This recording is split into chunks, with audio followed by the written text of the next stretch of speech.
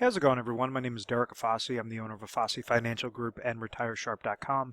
Today's topic, I want to discuss with you guys how do annuities work for retirement and how to avoid a lot of the most common mistakes that individuals make with assuming that an annuity product is better than what it might be displayed as or might be pitched as to an individual. So I'm going to go through a couple different topics and try to expose and then talk about some positives regarding annuities, what happened with old school annuities, and kind of what are the more of the newer school annuities, the innovations of annuities, and how someone could leverage that, for their specific retirement income needs or safe, consistent retirement growth needs.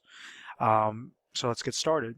Basically, lifetime income and safety, not growth, is the first segment that I talk about. With an annuity contract, it's a type of contract or an account that's established through an insurance company. Insurance companies are the only ones that can offer annuities, and reason being is the way that they work is the insurance companies leverage their actuarial data showing mortality tables. So what that means is an insurance companies already are typically in the business of like a life insurance carrier, for example. An individual would purchase life insurance with that risk of dying too soon. So they would take premium dollars, pay either on a monthly basis, quarterly basis, annual basis, pay it into a plan to understand that there's going to be a lump sum death benefit that will get paid out to their beneficiary in case they did not suffice X amount of years. So with life insurance, an individual could have life insurance for their entire life, known as permanent life insurance, or they could have it for a term duration of time, meaning they're placing small premium dollars in there. And then ultimately, whenever they pass away, during that time frame that they have the coverage, that amount of money, that benefit is going to pay out a lump sum. So that was the starting concept of an annuity, is to try to figure out that life insurance aspect, but in reverse order. So what happens is typically an individual takes a lump sum dollar amount, they place it in with an insurance company, and then the insurance company is going to compute and provide lifetime income based upon what that lump sum dollar amount is. So if someone goes and has $100,000 and let's say that they're 60 years old, well, rather than guess how much money they could receive for income so that they do not outlive this money, someone might take this guess and say, okay, I'm going to try to pull out, $5,000 per year from my account. I'm going to leave it completely liquid in cash, and, this should at least last me for the next 20 years. Well, mortality rate speaking, that might be a problem, especially if you have family members that lived in their 80s. Also, technological advances are showing individuals living to 87 years old, 91 years old, depending upon if you're male or female. If you're married, well, then those statistics go up higher.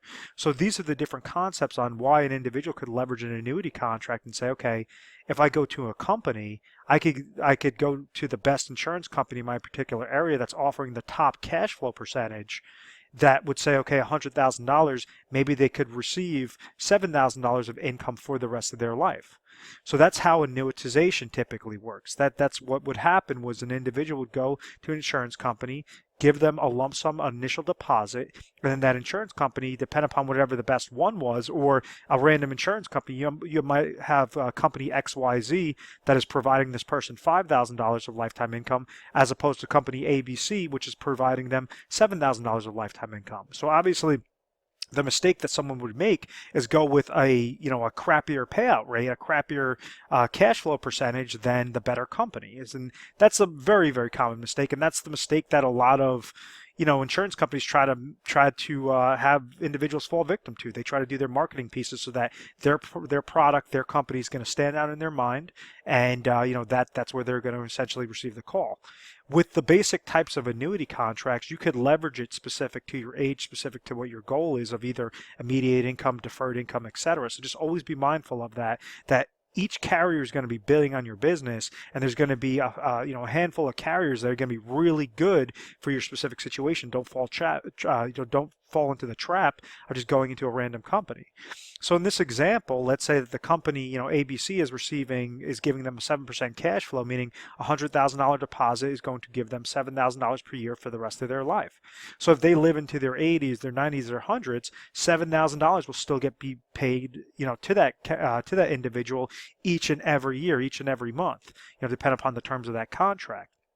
Now, the downside to how annuitization works is this individual is surrendering all their monies. So when old-fashioned annuities, yes, they would give that person peace of mind that they could never outlive that income stream.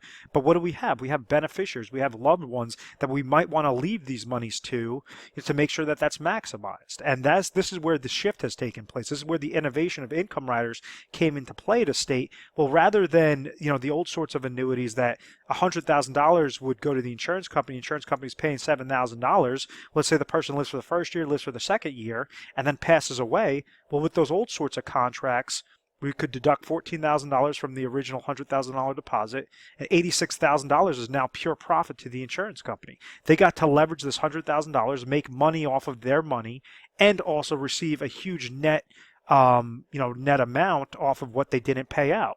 So this was the problem. This is where people, got frustrated. And they said, this is ridiculous. These insurance companies are making money hand over fist with this annuitization strategy. So then in the early 2000s, when you had the implementation of income riders, what they allow you to do is have somebody go to a company, maybe they're receiving, a 6.5% cash flow through the form of an income rider, with this $100,000 deposit, receive lifetime income of $6,500. But if, let's say, they live the first year, they get $6,500. Live the second year, they get $6,500. $13,000 came out of that account. That account value is now sitting at $87,000 if everything else is equal. Now, when that person passes away, the beneficiaries could receive that $87,000. They actually allow them to control that account value. So when you go and you could structure annuity contracts, you're leveraging the insurance company that utilizes their actuarial tables. They utilize the law of large numbers to be able to provide this individual lifetime income dependent upon their age and dependent upon their deposit. So the insurance company is making their calculation on the back end to then say, okay, this is our cash flow percentage. If you go and want to trigger income immediately, well, maybe we're going to give you a 6% cash flow, but if you wait 5 years, well, then we're going to give you an 11% cash flow. So the longer you wait, the longer that the insurance company could have your money before they start actually paying money off of their books. And that's why they're trying to incentivize you guys to either, if you're going to deferred income annuity or just go into immediate annuity, those are going to be different variations, different, cash flow percentages. And it's all about figuring out what the cash flow is. So the most common types of annuity products, or at least why someone wants to leverage annuities, is for that lifetime income play, because they know they can't do it on their own. They don't have the law of large numbers with just themselves. They could leverage, it's just a big game of leverage. If somebody has, $500,000 in retirement savings and retirement assets, and they only need to receive, $10,000 of income, well, maybe that's only going to cost them $100,000 out of their $500,000. They don't have to leave their money at chance. They don't have to leave their money at risk with mutual funds and just hope that they could siphon out $10,000 each year from their full $500,000 account. They're segmenting a portion of it that's being purchased with an annuity contract, whether that's qualified retirement accounts such as through 401k monies into IRAs, or non-qualified money such as cash, from the sale of a business, from the sale of a home. You don't have to use your full dollar amount. You only want to use the smallest amount and only as much as necessary to accomplish that income goal. You could also have it on a safety play, meaning that, let's say if somebody likes the concept of indexing strategies where they have an IRA account that's tied to mutual funds, they have mutual fund related fees, they have advisor fees that they're paying each and every year, they're susceptible to downward market loss, and they want to eventually pull income from this account, well, you could set up specifically designed fixed index annuity contracts that allow you to eliminate the mutual fund related fees, advisor fees, downward market loss, and then anytime that the market goes up and you receive a credit into your account, you could actually leverage that credit as income for that year so that you're not dipping into your principal. So that's a way that you could do the safety. Over here, I say not growth. The biggest misconception is individuals think that they could get these astronomical rates of returns with annuities. And this is where variable annuities came into play. And I hate variable annuities because when you actually look under the hood of variable annuities, you have so many hidden fees in the prospectus, in the 300-page prospectus, that you're able to expose. I mean, I've seen as bad as 8% in fees in a given situation where you have, mutual fund related fees, you have variable annuity related fees, you have advisors still tacking on advisor fees, brokerage accounts. It's just a complete mess. And yes, you could still provide lifetime income off of those accounts through income riders, but typically it's not going to be as attractive as a newer, innovative hybrid annuities using FIAs with income riders. And that's typically what I like to talk about in my, a lot of my videos, because I just think you guys should have the most control and should really have a worst case scenario in your back pocket. Worst case scenario with a variable annuity, if it's a crappy variable annuity, you could lose all your value, you could lose all your money. There's nothing left to your beneficiaries. So when you're preparing for the worst on an FIA or with hybrid annuities that are specifically designed, well, yes, it's going to give you the potential for growth. It's also going to give you that potential for that lifetime income. Now, you're not going to get astronomical growth. You might get in a given year, you could get a double-digit gain, but typically it's going to average between 3 to 7%, depending upon how good of a contract it is. When interest rates increase, ultimately cap rates on index annuities are going to increase as well because it's tied to the 10-year treasuries. So there's a whole slew of combinations they just want to make sure, but it's not set up as a growth product. If interest rates rise, possibly it could be a good growth product, but and with this current low interest rate environment, people are seeing problems with that, and they're only getting that safe, consistent rate of return, understanding that they're not going to lose value when the market goes down, but they'll still be able to gain when the market goes up. And those specific accounts, you could set them up on a fixed interest rate known as a MYGA, like a fixed annuity, which kind of acts like a bank CD. You're giving X amount of thousands of dollars to the insurance company, and they're providing you a fixed interest rate year by year. You don't have to trigger lifetime income on those types of accounts. Just like fixed index annuities without income riders, you don't have to trigger income riders on. You don't have to trigger lifetime income on those accounts. Same thing with variable. Any sort of annuity contract, you could essentially do that with, except for like immediate if you're looking to trigger out that life-only income. So just be mindful of that. You could either attach the bells and whistles onto it, or you don't have to. You could also attach death benefit riders onto it, or you don't have to. So there's all flexibility on creating a specific plan to see whether or not it might work for your retirement or not. Now, some of the biggest problems are the misconceptions with some of these annuity contracts is regarding bonuses, guarantees, etc. What you have is these income rider accounts, and these marketing plays that these companies do are ridiculous, and it's horrible because people fall victim to it. We also have a radio show, and I constantly talk about do not get exposed to annuity contracts, to the wrong annuity contracts. All because a company's giving you a 7% guarantee on a lifetime income rider does not mean that this is actually a good contract. It could be a really piss poor, excuse my language, it could be a piss poor contract if their lifetime income, if that cash flow percentage does not check out. If you have one company that's giving you a 7% guarantee on your income rider, basically it's known as an income roll-up rate, to calculate how much lifetime income, how much cash flow you're going to receive, there's many times that the 7% guarantee could actually produce less income than something as small as a 5% guarantee, because it's a combination of your income base and your withdrawal rate percentage that's going to equal your cash flow percentage at the end of the day, at the end of the year. Bonuses. Many times companies, they could give you like a 10% bonus off of your actual money, but, what's the catch? Why are they doing this for you? They're just going to be gracious and say, oh, here's all this free money and, you have full access to this money. No. There's problems regarding annuities. You have restrictions regarding annuities, meaning if you're in a 10-year contract, you're going to have, 10-year surrender charges. You're going to have some access to your monies, but typically you're going to be handcuffed into that contract for at least those next 10 years. Typically, whenever I set up annuity contracts, I say you only want to do how that plan is designed for. You don't want to try to play the game with the insurance company. If you have a goal, let's say you're 60 years old, you want to retire at age 66, well then we're going to find the best contract that's going to provide you the best either growth play or lifetime income play, where you're triggering lifetime income at exactly age 66. You're not going into an annuity contract to go into it at age 60 and then trying to receive a premium bonus and then pull all your money out by age 61.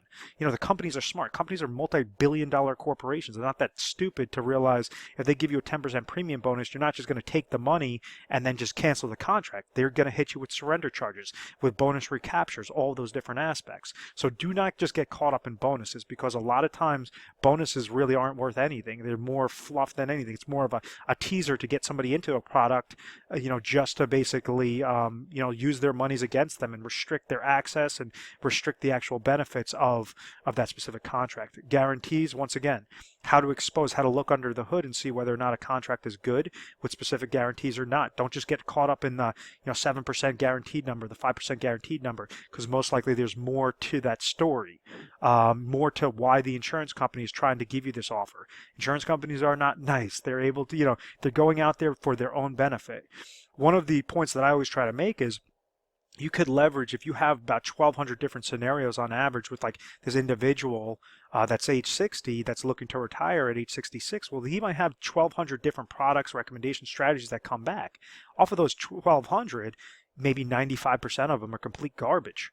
And that means that the insurance companies are just trying to use that person's money against them. So that's why with that 5% that are good offerings, how exactly can you designate, how can you sift through, 100% of these 1,200 different products and strategies, making sure that you have, option one, option two, option three, to make sure that it's going to really be great for your situation. And that's what we try to do, is really expose the bad companies, show you which carriers are really good. We're an independent agency, so we're not going to be biased towards one company over the next. It's going to be whatever one comes back, as long as it's a good standing company, good indexing strategies, good customer service, different things like that. That's where our recommendations are going to, lead you guys towards. So I hope that all of that makes sense. And the last section, really briefly, as I say, segment smallest and only necessary monies. If you go and you have retirement assets, well, a lot of times individuals leverage annuity contracts because it provides contractually guaranteed income. You have something known as a legal reserve structure, making sure that if that company goes under, you have tiers of safety that could step in and make sure that those contracts are safe, that those monies are safe, that everything is abiding by that contractual guarantee. With that being said, you have restrictions with annuities. You have cap rates. You have surrender charges. You have all these different aspects where you only want to leverage the smallest amount of dollars and only as much as necessary for your goal. So if we understand that you have an income need in retirement and you have a gap of $20,000, but yet you have 600,000 of retirement assets, don't take the full 600 and throw it into a product. No, you want to take the smallest amount of monies out of that 600. Maybe that's going to require $200,000 that you're placing into a product specific with an annuity that's going to provide you that lifetime income of $20,000. Now you have 400,000 left over. Maybe 200,000 you could segment into emergency funds, into your fund money, and the other 200 you could utilize in speculation. You could utilize in alternative investments, in mutual funds, in stocks, bonds, whatever your preference is. But what you're not doing is you're not leveraging all your chips into that one basket. Yes, you could receive lifetime income and it could be maximized, but at the end of the day, if you don't need the income, there's no need to go into those restrictions. You only want to place what's necessary, for your specific plan. So if you found value in this video, please feel free to give us a call. We offer 24/7 customer service. So you can give us a call mornings, nights, weekends, 1-800-566-1002. We have specialists standing by. And the first and foremost, I guess the most important aspect is to make sure that you're not being trapped into an annuity contract. Like I said, on average, we go through over 1,200 different product scenarios, strategies before we give our top 3 recommendations. This is something known as our proprietary Retire Sharp planning system that we have through a Fossey Financial Group. Hence the name of our website's retiresharp.com. Hence, want to keep it with that RPS system to make sure that you guys are getting the absolute, for any dollar you're placing into these contracts, you're getting the absolute best, best leverage or best leveraging piece out of it.